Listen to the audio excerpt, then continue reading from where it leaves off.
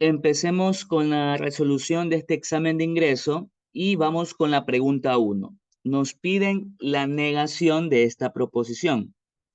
Entonces, debemos recordar qué sucede cuando yo niego a un cuantificador. Cuando usted niega un cuantificador, va a pasar lo siguiente. Primero, debo cambiar de cuantificador, es decir, de universal paso a existencial y viceversa, de existencial paso a universal. Entonces, primero cambio el cuantificador y segundo, voy a negar al predicado. Entonces, antes de negar el predicado, vamos a aplicar aquí la ley de implicación o la ley de condicional que nos dice que el condicional yo puedo pasarlo a disyunción o será equivalente a la disyunción siempre y cuando niegue el antecedente y el consecuente ubicarlo igual. Bien, ahora sí, la negación va a ingresar aplicando la propiedad de De Morgan, que indica lo siguiente. Vamos a negar ambas proposiciones. Al negar esto quedaría P.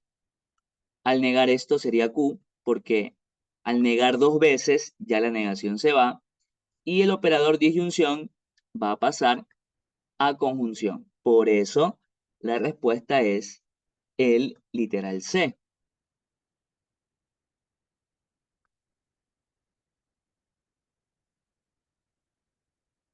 Vamos con la pregunta 2.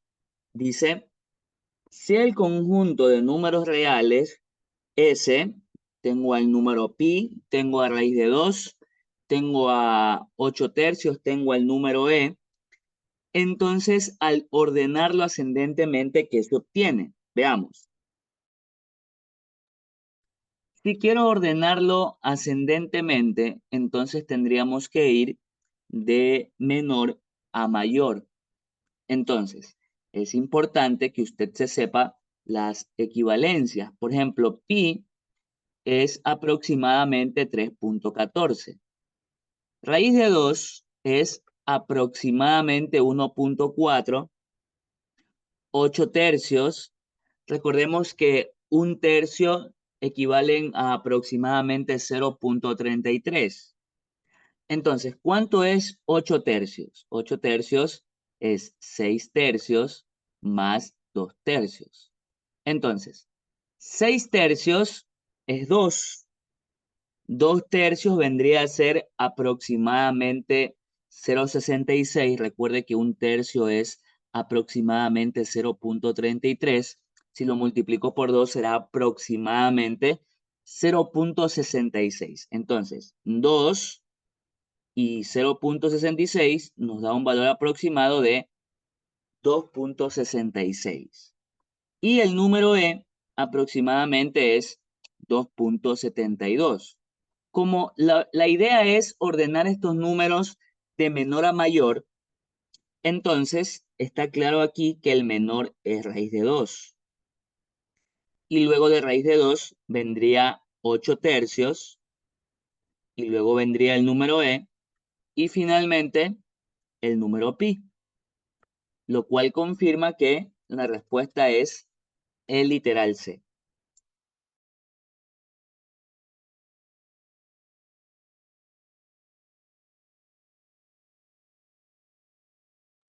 Vamos con la pregunta número 3. Y nos dice, sea la función f de reales en reales, cuyo gráfico es este de aquí, perdón, y nos piden el valor de f de menos 2 más f de menos 6 más f de 6. Perfecto. Si la función es y igual a f de x y por acá me piden hallar f de menos 2, ¿qué nos quiere decir esa parte? F de menos 2 es el valor de la función cuando x sea menos 2. En otras palabras, f de menos 2 es la ordenada de x igual a menos 2. Entonces, ¿qué va a hacer usted? Dice, a ver, si tengo x igual a menos 2, ¿Cuál es su ordenada? ¿Cuál es su valor correspondiente en Y? Tiene que irse hacia el punto incluido y voy a decir que si X es menos 2, la función dará menos 1. Entonces quedaría menos 1. F de menos 6, si X es menos 6, ¿qué valor toma Y? ¿O cuál es su ordenada? Veamos. Si X es menos 6, su ordenada sería 2. Entonces, F de menos 6 es 2. F de 6. Si X es 6, su ordenada sería 3. Entonces, F de 6 es 3. Finalmente nos quedaría 1 positivo más 2 más 3. 2 más 3, 5 más 1 es 6. Lo cual confirma que la respuesta es el literal A.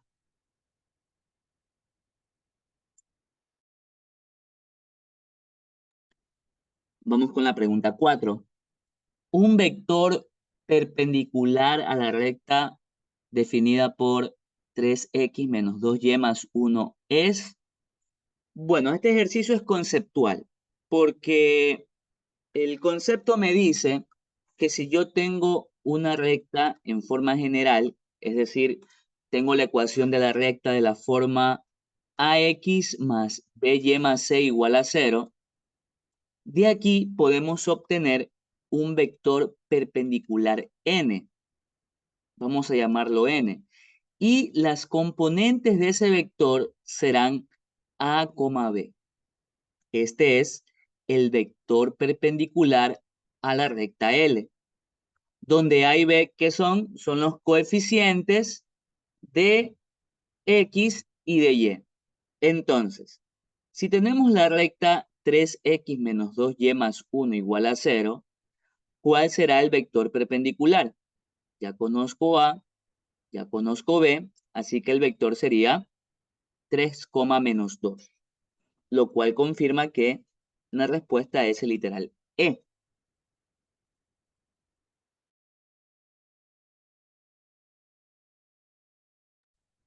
Vamos con la pregunta 5. La forma rectangular del número complejo, ¿cuál es? Veamos. Si yo tengo un número complejo en forma polar, es decir, un número complejo de la forma r por e a la i teta, y yo quiero pasarlo a forma rectangular, tengo que aplicar r por coseno del ángulo más i por seno del ángulo. Y esto también se lo puede abreviar como cis. Cis hace referencia a lo siguiente. La C, la C es de coseno, la I es la unidad imaginaria y S es la inicial de seno. Entonces, si ya me dan el número complejo en forma polar, 3 raíz de 2 e a la menos e pi cuartos, ¿cómo paso a forma rectangular? Aplicando cis. Cis del ángulo. El ángulo es el coeficiente de la i, que en este caso es menos pi cuartos. Entonces, vamos a hallar el coseno a pi cuartos. Coseno de 45 es raíz de 2 sobre 2. Y seno de pi cuartos también es raíz de 2 sobre 2. Bueno, este menos de aquí, ¿para qué nos sirve? Recordemos que pi cuartos en grados equivalen a 45 grados. Entonces, si yo quiero saber en qué cuadrante está menos 45 grados, hagamos lo siguiente. Los ángulos negativos parten desde este semieje y van en sentido horario. Es decir, debo avanzar 45 grados en sentido horario. Aquí se encuentra, aquí se encuentra menos pi cuartos. Entonces, evidentemente estoy en el cuarto cuadrante. Y en el cuarto cuadrante, acuérdese de todas sin tacos. Aquí es positivo el coseno y la secante. Ok, coseno es positivo y el seno sería negativo. Entonces, multiplico todo por 3 raíz de 2. 3 raíz de 2 por raíz de 2 Raíz de 2 por raíz de 2 queda 2, por 3, 6, quedaría 6 medios, menos acá también sería 6 medios y. Tomando mitad quedaría 3 menos 3i. Por eso la respuesta es el literal E.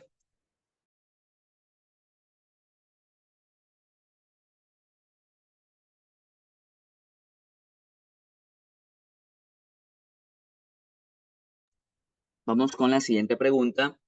Y nos dice, sean A y B dos subconjuntos de un conjunto referencial tal que la cardinalidad de A es 7, la cardinalidad de B es 5 y la cardinalidad de la unión entre A y B es 10. Entonces, la cardinalidad de A intersección B, ¿a qué es igual? Para esto vamos a utilizar la siguiente ecuación de cardinalidad de la unión entre dos conjuntos. Nos dice lo siguiente, que la cardinalidad de A unión B es igual a la cardinalidad de A más la cardinalidad de B menos dos veces la cardinalidad, perdón, menos la cardinalidad de A intersección B. ¿Ok? Es igual a la cardinalidad de A más la cardinalidad de B menos la cardinalidad de la intersección. Esa es la cardinalidad de la unión entre A y B. Ya simplemente nos queda reemplazar. La cardinalidad de la unión entre A y B es 10, la cardinalidad de A es 7, la cardinalidad de B es 5 y justamente quiero saber la cardinalidad de la intersección entre A y B.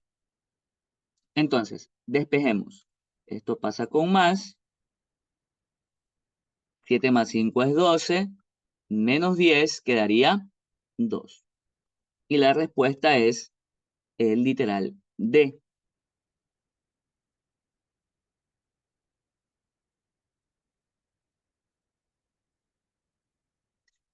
Entonces, hay que aprenderse esta ecuación para la cardinalidad de la unión entre dos conjuntos. Vamos con la pregunta 7.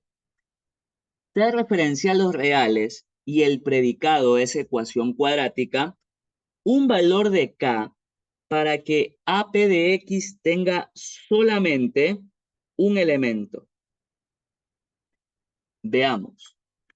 Cuando hablamos de cuántas soluciones reales tendrá una ecuación cuadrática, nos referimos al discriminante. El discriminante en una ecuación cuadrática es b al cuadrado menos 4ac. Es lo que nos va a permitir saber cuántas soluciones reales tendrá la ecuación. Entonces, si quiero que el AP de X tenga un solo elemento, significa que la ecuación cuadrática tendrá una sola solución.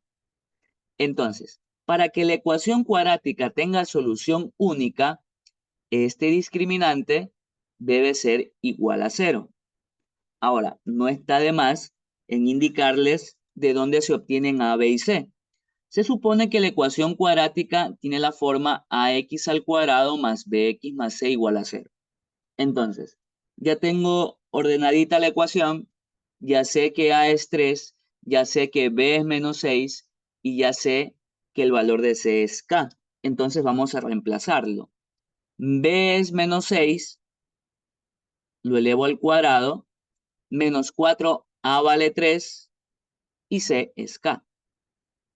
Entonces, menos 6 al cuadrado es 36, menos 12k es igual a 0.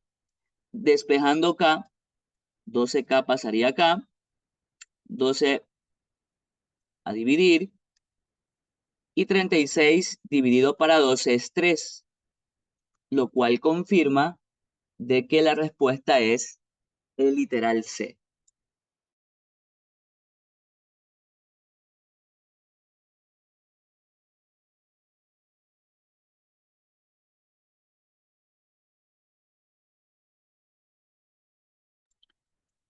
Vamos con la pregunta número 8.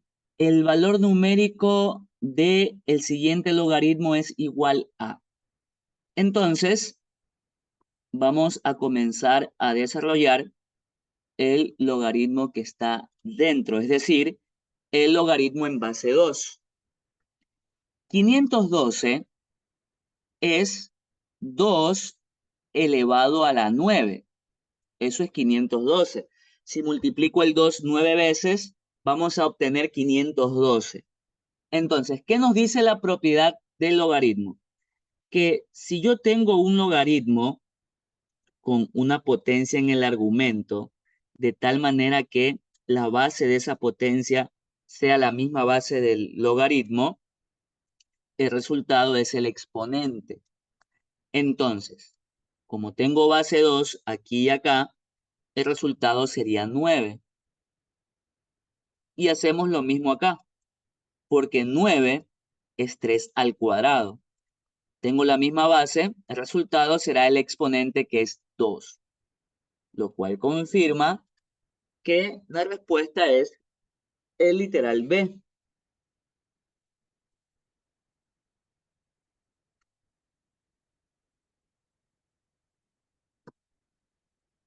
Vamos con la pregunta 9. Sea f una función cuya gráfica es, entonces la regla de correspondencia de f vamos a analizar y comprobar por qué la respuesta es la siguiente. Si observamos el gráfico, este gráfico tiene la forma de la función y igual seno de x. ¿Por qué? Porque si recordamos el gráfico de seno, al ubicar un periodo fundamental, nos quedaría así. Claro que el periodo fundamental para esta función es 2pi, pero la forma es la misma o muy similar. Entonces, si ya veo que la forma es de la función seno, ya descarto a coseno. Bien, no hace falta que aplique un menos aquí, porque al aplicar un menos, sucede que esta parte se refleja abajo y esta parte se refleja sobre el eje X, pero la función no está así. Así que descartamos la opción de tener un menos por acá. Por ese motivo, se descarta la A y la E. Entonces, simplemente descartando puedo llegar a la respuesta, pero vamos a entender por qué la respuesta es la de aquí. Entonces, se dice que si la función tiene la forma a por seno de bx, esta a significa la amplitud de la función. La amplitud es de dónde a dónde va a ir el gráfico. Por ejemplo, si la amplitud es 1, la función iría desde -1 hasta 1. Si la amplitud es 3, la función iría de -3 a 3. Ahora, si vemos el gráfico, va desde -2 hasta 2, lo cual confirma de que la amplitud sería 2. Por eso tengo un 2 aquí. Ahora, dice seno de bx. Esta b, ¿cómo influye en el gráfico? ¿Para qué sirve b? B está relacionado con el periodo de la función, con el periodo fundamental. Si usted quiere hallar el periodo fundamental, esto será 2pi sobre el coeficiente de x, que es b. Ahora bien, ¿cuál es el periodo fundamental de esta función? Empezamos aquí y terminamos acá. ¿Por qué decimos que este es el periodo fundamental? Porque al hacer esta curva y llegar hasta aquí, yo vuelvo a hacer la misma curva. Entonces decimos que esta es la parte que se repite. Vemos qué distancia tiene esa parte en el eje X y ese será el periodo fundamental. Entonces, iríamos de 0 a pi medios, el periodo fundamental es pi medios. Entonces, voy a poner pi medios y acá tengo 2pi sobre b.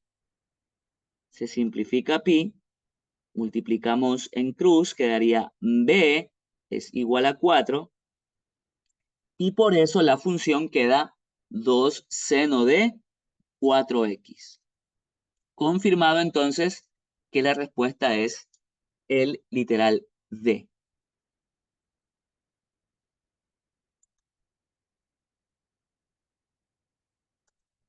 Vamos con la pregunta 10. Ya vamos por medio examen. Dice, la segunda columna de la matriz inversa. ¿Cómo hallamos la inversa de una matriz de 2 por 2? Ok, hay dos formas. Lo puedo hallar, perdón, aplicando el método de Gauss-Jordan, o puedo aplicar un método llamado el método de cofactores para hallar la inversa. Pero le voy a explicar un método un poco más sencillo, un poco más fácil de recordar a la hora de hacer un examen. Veamos.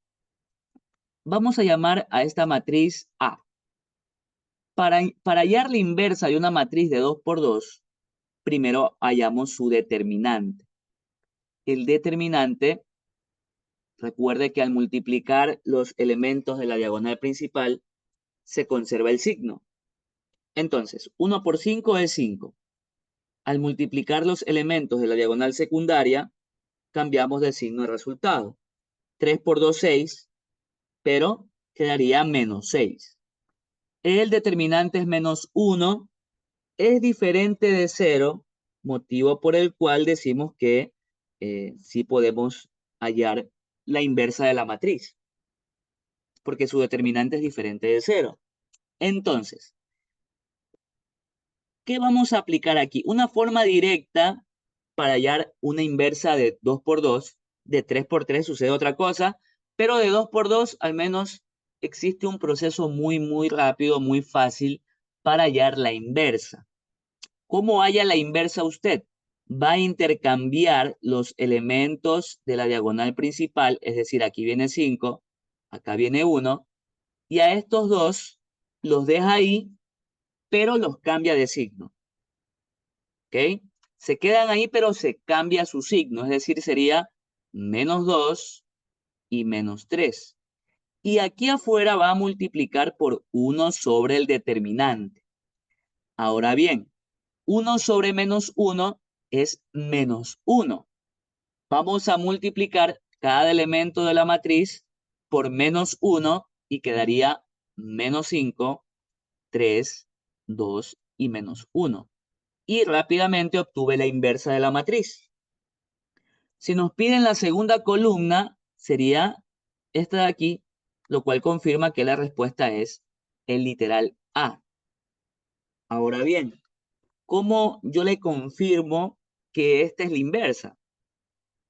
Bueno, existe una propiedad que indica que al multiplicar una matriz por su inversa, se obtiene la matriz identidad.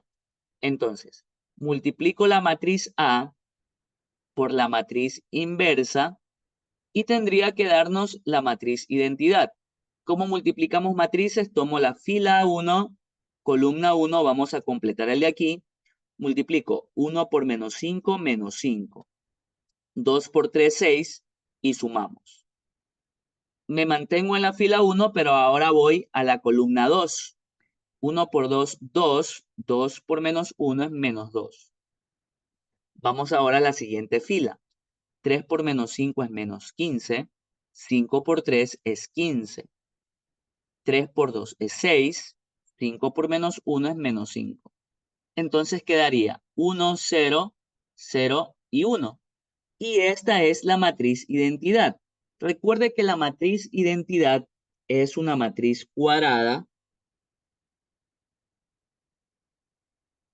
cuyos elementos en la diagonal principal siempre serán unos y los demás son ceros. Entonces, confirmado de que este método nos puede salvar la vida en un examen porque es una forma directa y sencilla de hallar la inversa de una matriz de 2 por 2. Vamos con el siguiente ejercicio. Dice, la figura adjunta muestra una región interna limitada por 3 semicircunferencias cuyos radios miden 1, 2 y 3. ¿Cuál es el perímetro de dicha región interna? Ok, para esto debemos comprender qué es el perímetro.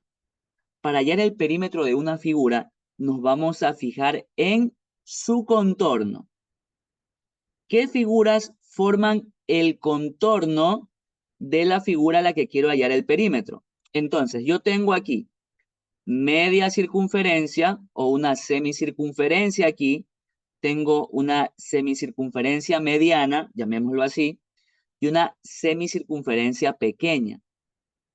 Entonces, el perímetro de esta región será la suma de las longitudes de esas tres semicircunferencias. Entonces, vamos a llamar perímetro 1 a la longitud de esta semicircunferencia. El perímetro de una circunferencia es 2pi por r.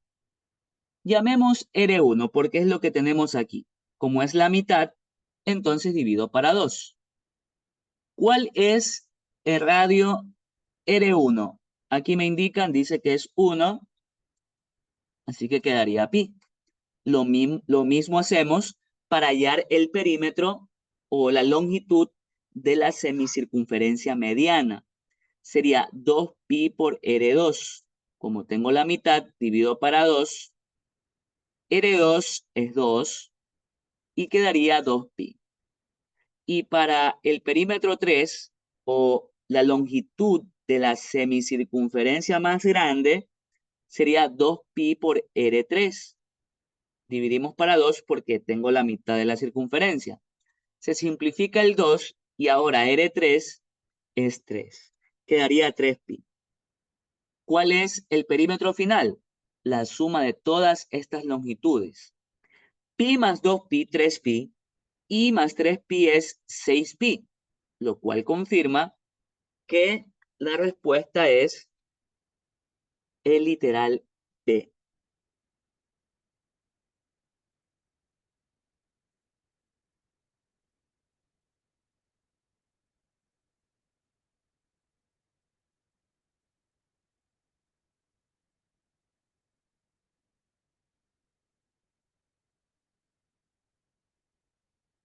Vamos con la pregunta 12.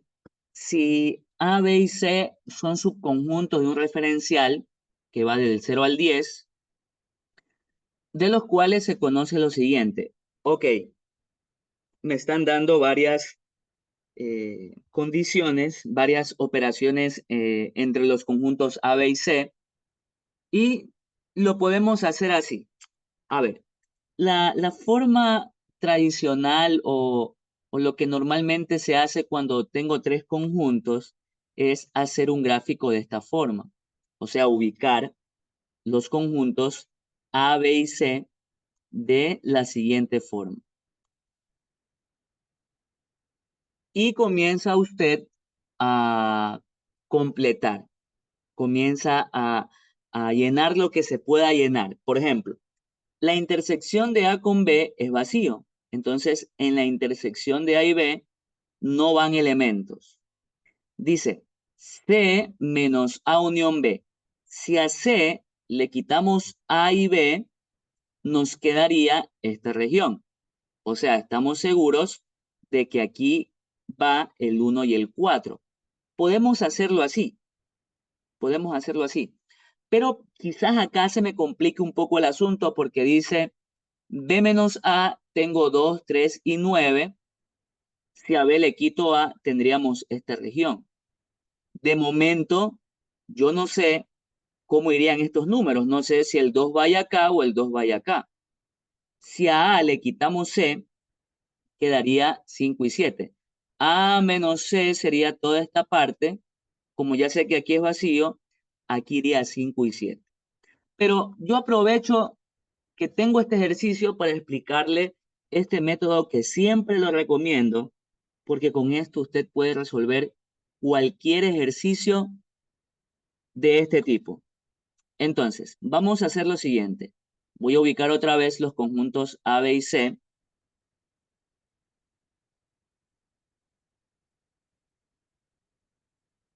Y vamos a hacer lo siguiente. Cuando usted coloca los tres conjuntos, esto se divide en regiones. En regiones. Entonces, la idea es que usted a cada región le asigne algo. Puede ser un número, puede ser una letra, puede ser un símbolo, lo que usted desee poner, ¿ok? A cada región póngale algo. Si tengo números, aconsejable, voy a poner letras. Con esto usted va a poder realizar cualquier ejercicio de este tipo. Entonces, ¿qué viene luego? Importante. Este orden no es que estrictamente debe ser así, no es que sea así por obligación. Yo lo he puesto así. Si usted quiere, póngalo de otra forma, o ponga símbolos, ponga números, ponga lo que usted quiera, pero importante, con esto que acaba de poner aquí, va a identificar qué letras corresponden a cada operación. Por ejemplo, la intersección de A con B, van las letras EF. Si a C le quito A unión B, quedaría D. C intersección con A unión B. Por ejemplo, hacerlo así, hacerlo de esta forma, nos puede ayudar bastante, nos ayuda muchísimo, porque si yo no sé identificar qué región es esta aquí en el gráfico, lo puedo hacer aparte. Por ejemplo, dice C intersección A unión B. Ok, no sé qué región es, pero lo puedo hacer así. El conjunto C, ¿qué letras están en C? C, D, F y H. La intersección de A unión B sería B, C, E, F, G y H. Eso pasa si usted une A y B. La intersección serían las letras que se repiten. Ok, entonces ya sé que se repite la C. ¿Qué letra se repite? La F. Y la letra H. Muy bien. B menos A. Si a B le quitamos A, quedaría las letras G y H. Y si a A le quito C, me quedarían B y E. Bien, esto es lo más difícil que usted va a hacer. Y créame que este método es buenísimo. Lo más difícil es hacer esto. Ya lo demás es comenzar a llenar los conjuntos. Quizás ahí ya no me maree tanto al momento de colocar la información. Por ejemplo, tanto en E como en F va vacío. Lo habíamos dicho al inicio de este ejercicio, ¿verdad? Aquí es vacío. Ok, esa región es vacía. Entonces, tanto en E como en F no van elementos. Entonces voy a tachar F y voy a tachar E, porque en E y F no van elementos. Entonces, en la región B irían los números 5 y 7, por supuesto. Si me sobró B y me sobra 5 y 7, 5 y 7 van en B. En la región D va 1 y 4. Hasta ahora tenemos lo mismo que tuvimos al inicio del ejercicio, cuando estábamos analizando. Pero ya aquí podríamos hacerlo más rápido. ¿Por qué? Porque dése cuenta que aquí se repite la letra H. Se repite la letra H y aquí se repite el 9.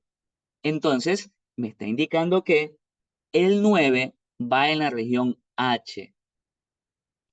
Y si en H va 9, 2 y 3 va en G.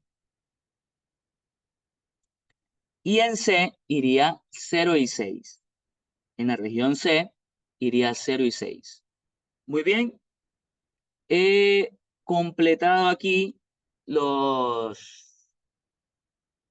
operaciones, ya todo hemos puesto, todo lo que me ha dado el ejercicio está plasmado acá.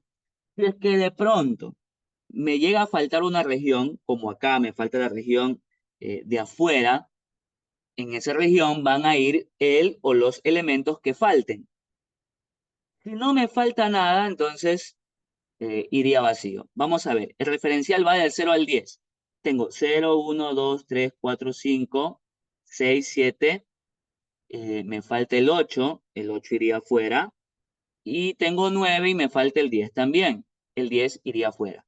Ok, ahí tenemos. Me piden cuál es el conjunto C.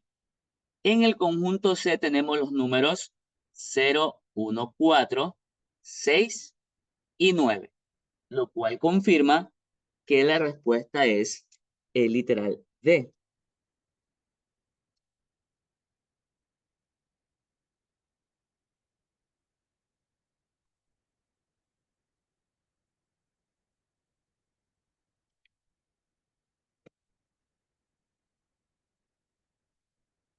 Vamos con la siguiente pregunta. El valor numérico de esta expresión es igual a. Veamos. Hay una propiedad en las raíces que nos dice que si yo tengo una raíz dentro de otra raíz, yo puedo llevar esto a una misma raíz multiplicando los índices. Es decir, si yo tengo una raíz cúbica dentro de una raíz cuadrada, digamos que de 2, yo puedo ubicar esto en una misma raíz. ¿Qué va a hacer usted? Va a multiplicar 3 por 2, así que esto sería la raíz sexta de 2. Y esta raíz se la puede expresar como un exponente fraccionario, es decir, 2 elevado a la 1 sexto. Bien, es así como vamos a hacer este ejercicio. Simplemente dése cuenta dentro de cuántas raíces se encuentra cada número. Tengo el 2, está dentro de una raíz cuadrada, y esta raíz cuadrada está dentro de esta, y esta raíz cuadrada está dentro de la de acá, y esta raíz está dentro de la raíz séptima. ¿Qué va a hacer usted? Multiplicar todos los índices. 2 por 2, 4, por 2, 8, y 8 por 7, 56. Entonces lo elevo a la 1 sobre 56. Vamos a ver el 2 que sigue. Está dentro de una raíz cuadrada, y esto dentro de esta raíz cuadrada, y esta raíz cuadrada dentro de la raíz séptima. Multiplico 2 por 2, 4, y 4 por 7 es 28. Este 2 de acá está dentro de una raíz cuadrada y la raíz cuadrada dentro de la raíz séptima. Entonces, 2 por 7 es 14 y lo elevo a la 1/14. Bien. Y al final lo elevamos al 24, pero dejemos eso por el momento en pausa. Vamos a multiplicar aquí y recuerde que si usted multiplica potencias de igual base, escribe la base y los exponentes se suman. Entonces vamos a sumar 1 sobre 56 más 1 sobre 28 más 1/14. El denominador sería 56. Entonces, 56 para 56 es 1, por 1 es 1. 56 para 28 es 2, por 1 es 2. 56 para 14 es 4, por 1 es 4. Entonces quedaría 4 y 2, 6. 6 y 1, 7. Tengo 7 sobre 56 y puedo tomar la séptima 1, la séptima 8. Entonces quedaría un octavo. Por aquí tenemos 2 elevado a la 1 octavo. Y recuerde que todo esto está elevado a la 24. Bien, entonces, si tengo a la n elevado a la m, la propiedad de exponentes que me indicaba que aquí los exponentes se multiplican, o sea, quedaría n por m. Es lo mismo que va a hacer aquí. Va a multiplicar los exponentes, octava 1, octava 3, y 2 al cubo sería 8. Confirmado de que la respuesta es el literal D.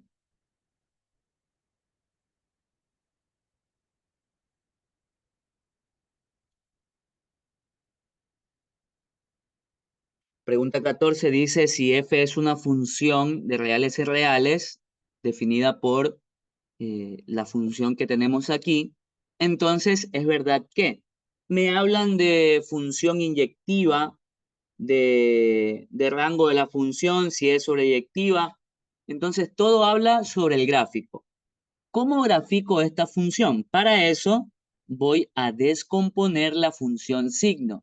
Recordemos que el signo de x da 1 cuando x sea mayor a 0, da 0 si x es igual a 0 y menos 1 si x es menor a 0.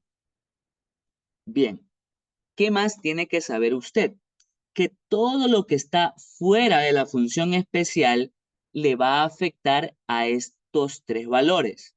Por ejemplo, x menos 1 está multiplicando a signo, entonces multiplique todo esto por x menos 1.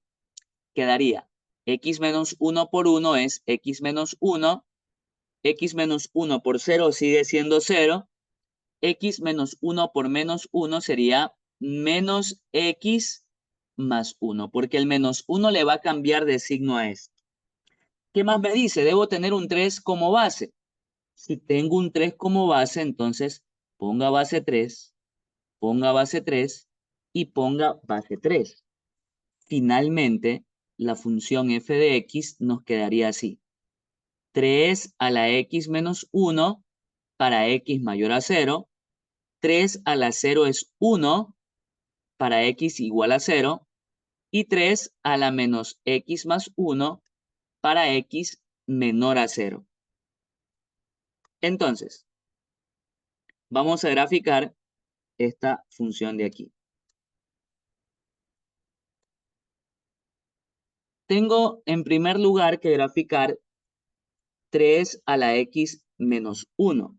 Recordemos que si tengo una función exponencial con base mayor que 1, su gráfico o su bosquejo será así, el de una función estrictamente creciente con asíntota horizontal en el eje X y cuyo corte con Y es 1.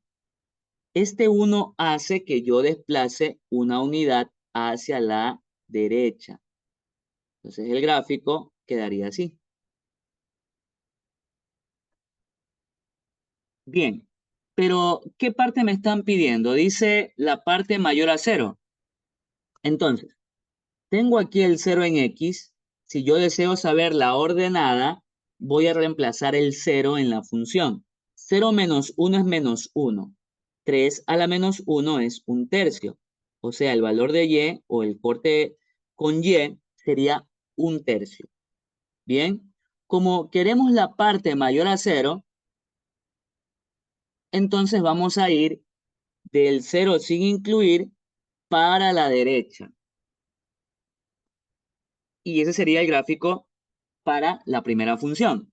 Vamos con la segunda. Lo mismo, hacemos un gráfico base. El gráfico base será el de 3 a la x, será el mismo que hicimos acá, pero va a cambiar un poco la forma en cómo lo voy a hacer porque aquí tenemos menos x más 1. Entonces, primero, ¿qué hago? Primero hago el desplazamiento.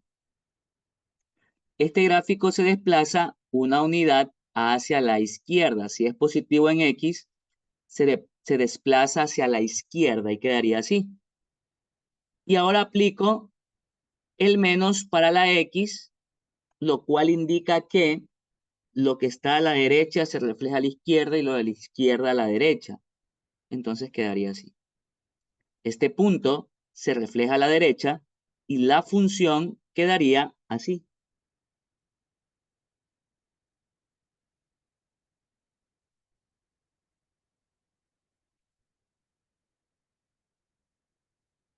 ¿Qué parte queremos? Queremos la parte menor a 0, es decir, del 0 sin incluir para la izquierda. Me interesa la parte izquierda, ya la parte de la derecha no. ¿Por qué la parte de la derecha no? Porque los menores están a la izquierda.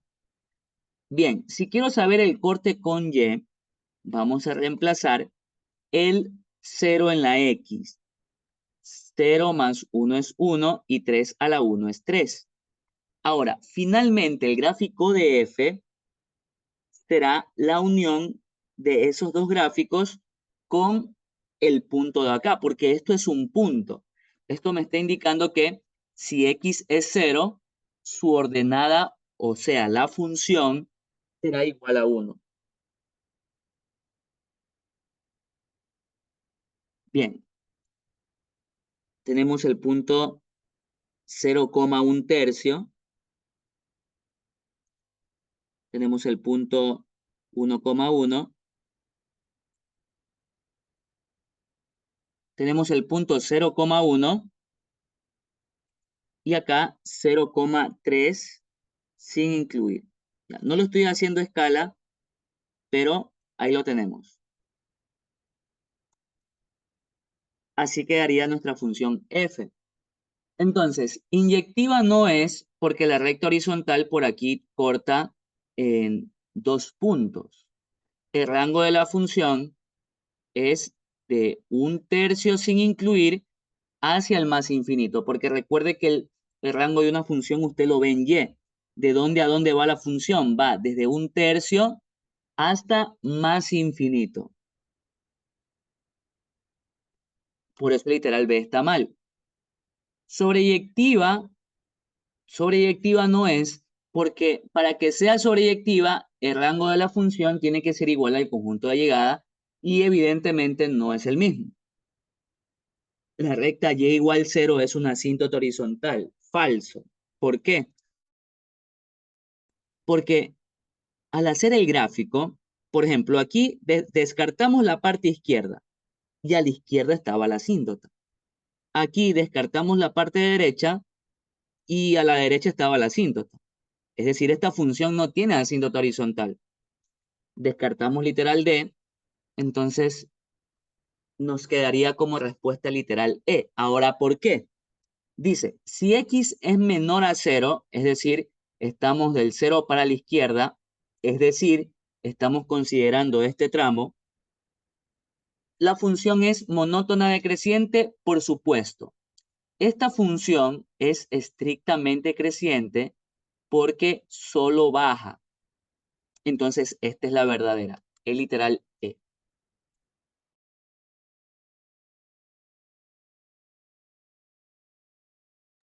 Vamos con la pregunta 15. Sea referencial de 0 a 2pi y el predicado signo de 2 seno menos 1 igual a 1, ¿cuál es el conjunto AP de X? Veamos. La función signo de X nos puede dar 1, 0 o menos 1. 1 cuando el argumento sea mayor a 0, 0 cuando el argumento sea igual a 0 y menos 1 cuando sea menor a 0. Si quiero que el signo dé 1, el argumento debe ser mayor a 0, es decir, 2 seno de X menos 1 debe ser mayor a 0. Despejo seno. 1 pasa a sumar. Quedaría seno mayor a 1/2. Bien. Hay varias formas de hacer este ejercicio. Vamos a hacerlo analizando muchas cosas. Primero, la función seno es una función impar, pasa por el origen. Recordemos que referencial es de 0 a 2pi, lo cual indica que hay que hacer un periodo para la función seno, que sería algo así. Su amplitud es 1, entonces el gráfico va de menos 1 a 1. Dice que el seno es mayor a 1/2. Ese 1/2 lo ubicamos en el eje Y. Mayor, como no tengo el igual, entonces estos puntos no se incluyen. Y la parte mayor es la parte de arriba. Entonces la solución iría desde este punto al punto de aquí. Entonces, veamos. El seno da 1/2. Vamos a ver, el seno da 1/2 cuando el ángulo sea 30 grados. Lo ubicamos por acá, 30 grados. Ahora bien, tenemos que preguntarnos en qué cuadrantes es positivo seno. Seno es positivo en el primero y en el segundo cuadrante. Entonces, el ángulo en el primer cuadrante será 30 grados, es decir, pi sextos.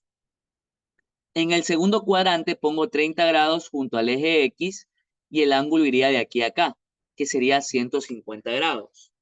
150 grados es 5 pi sextos, 5 por 30. Entonces, este ángulo es pi sextos y este ángulo es 5 pi sextos. Por lo tanto, el AP de X iría desde pi sextos sin incluir hasta 5 pi sextos sin incluir. La respuesta confirmada es el literal E.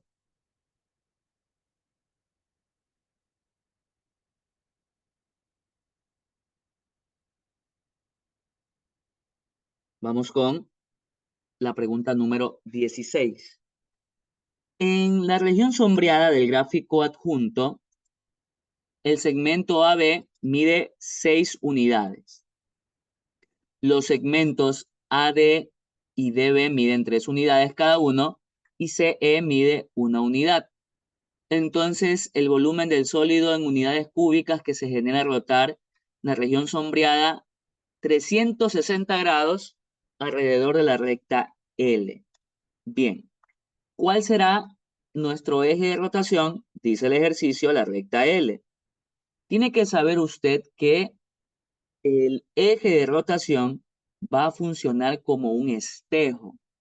Es decir, lo que tengo a la derecha de ese eje, lo voy a reflejar a la izquierda. Entonces, lo reflejamos aquí, reflejamos ese triángulo y reflejamos también ese cuarto de circunferencia. Y como el giro es de esta forma, vamos a unir los vértices de esa forma. Entonces quedaría así.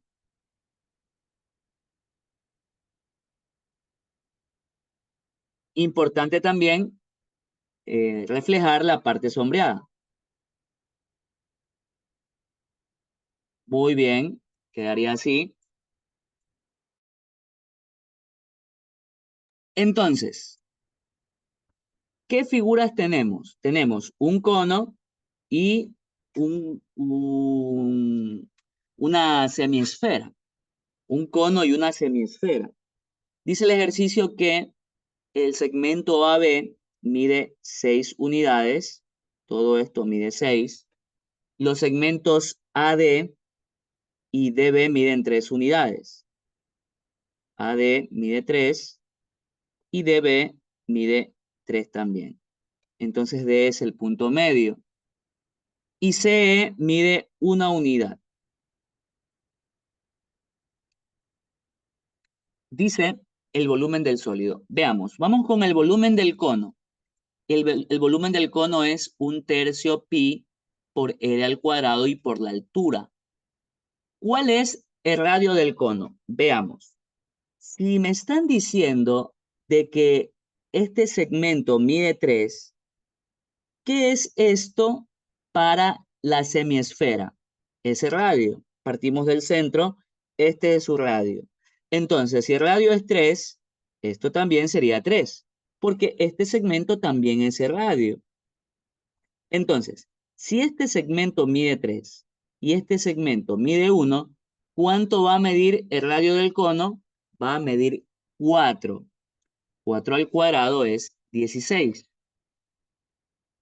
Y la altura del cono iría de aquí a acá, que vendría a ser 6. Tercera 1, tercera 2 y quedaría 32 pi.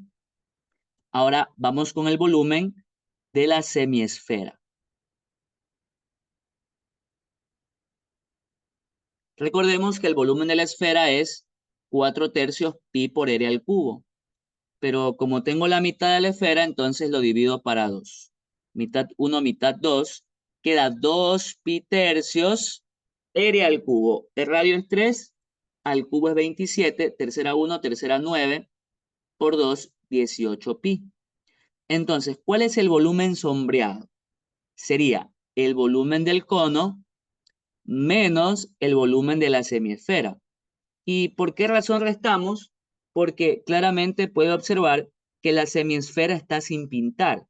Y si yo quiero la región sombreada, entonces a todo el cono le quito el volumen de la semiesfera. Y nos quedaría 14 pi, lo cual confirma de que la respuesta es el literal A.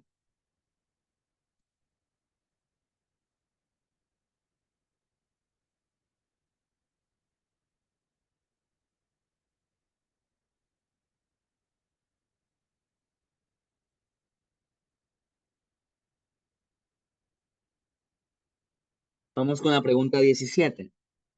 5 artesanos elaboran 50 medallas olímpicas en 15 días.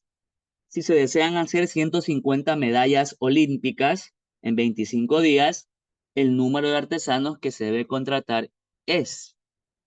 Veamos, este es un ejercicio de regla de 3. Dice, tenemos artesanos,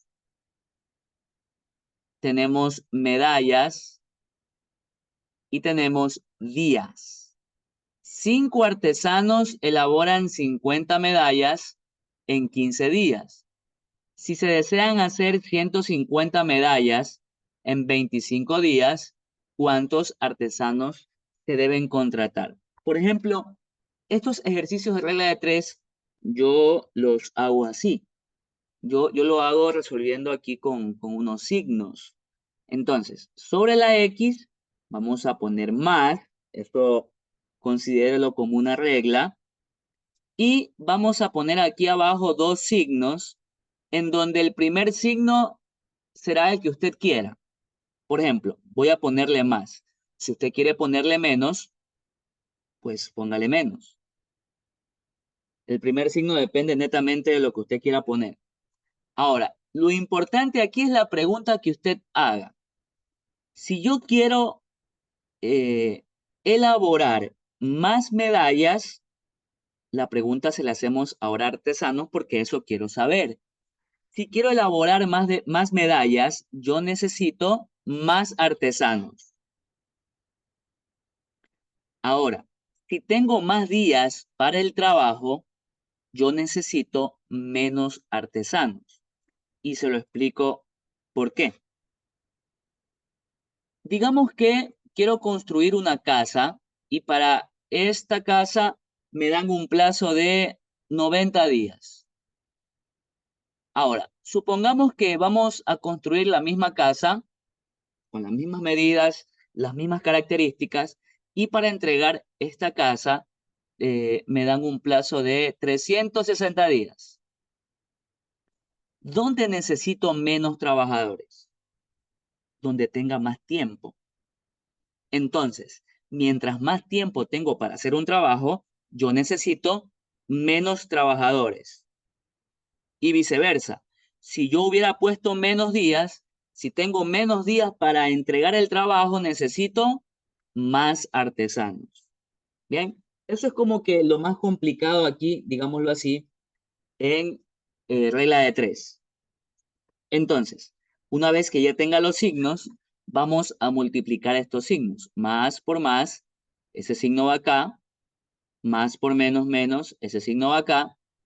Y aquí arriba voy a poner el signo contrario al de acá. Es decir, si tengo más, va menos. Si tengo menos, va más. Es el método que yo siempre aplico y con esto ya nos libramos de muchas cosas. Entonces, recuerde que si usted hubiera puesto menos, en menos días necesito más artesanos. Menos por más da menos. Aquí va ese signo. Y arriba va el signo contrario que es más. ¿Ok? Importante. Entonces, cada número ya tiene su signo. Lo demás es saberlo ubicar. Los positivos van en el numerador. 5, 150 y 15. Positivos en el numerador, negativos en el denominador. Va 50 y va 25. Y comenzamos a simplificar. Se va el 0, quinta 1, quinta 3, quinta 5, quinta 3, 5 y 5 se va. Y quedaría 3 por 3, 9. Entonces, la respuesta es el literal A. Confirmado.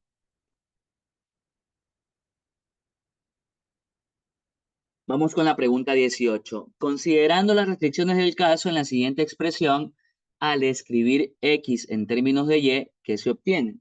O sea, en otras palabras, lo que me están pidiendo es despejar X. Despejar X. Veamos.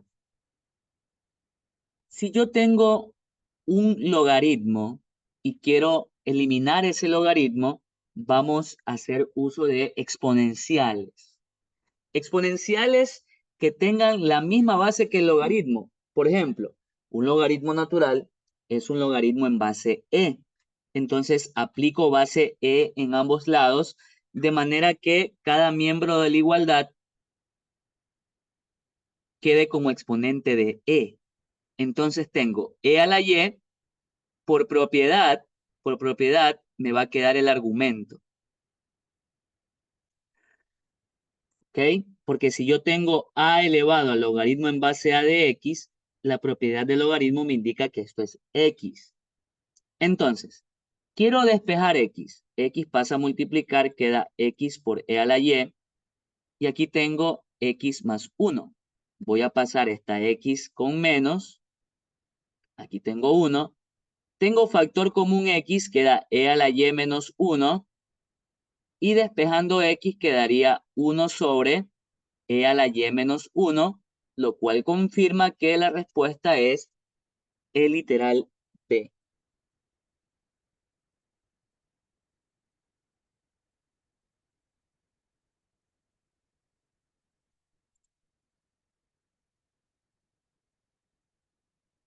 Vamos con la pregunta 19. La matriz aumentada de un sistema de ecuaciones lineales es, bien, entonces, importante aquí. Cuando usted va a resolver un sistema de ecuaciones lineales, existe un método que se llama el método de Gauss. Entonces, tenemos una ventaja aquí, pues en este ejercicio ya nos dan la matriz aumentada luego de haber aplicado el método de Gauss. ¿Por qué? El método de Gauss consiste en hacer cero a todos los números que se encuentran bajo la diagonal principal. Y ya lo tenemos así. Es decir, esta matriz debe ser una matriz triangular superior. ¿Ok? Luego de eso, usted tiene que ver si el sistema tiene solución única, tiene que ver si el sistema tiene o puede tener infinitas soluciones,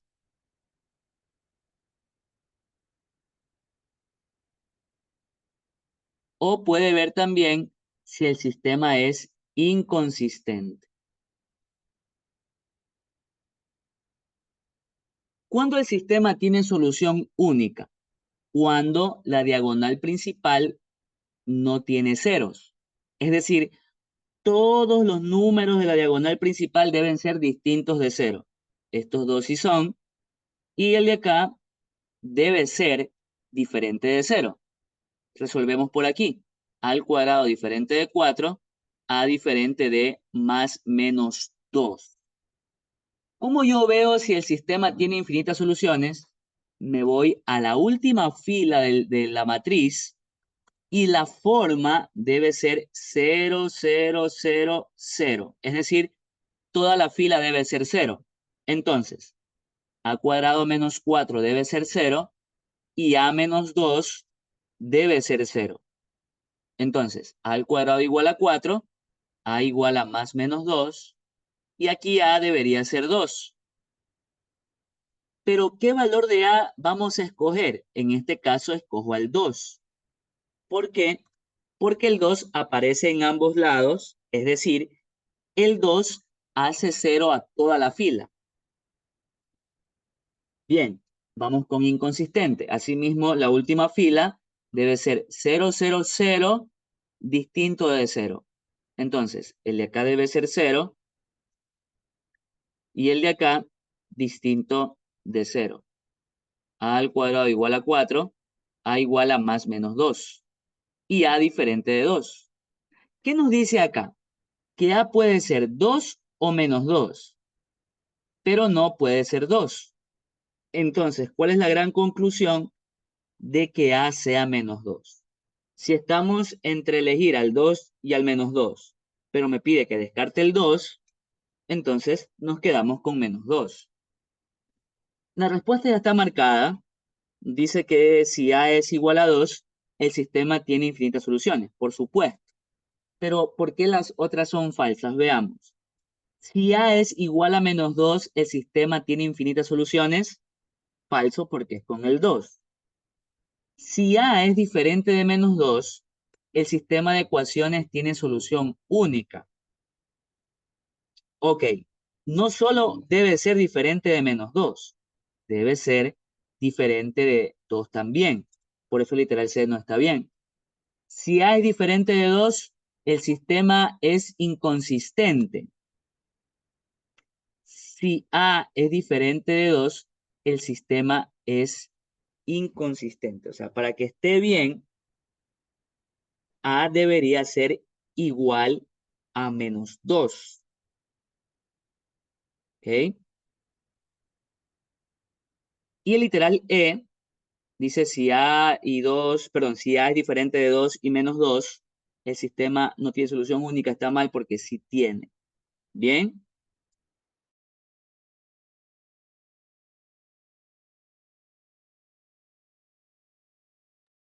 Muy bien.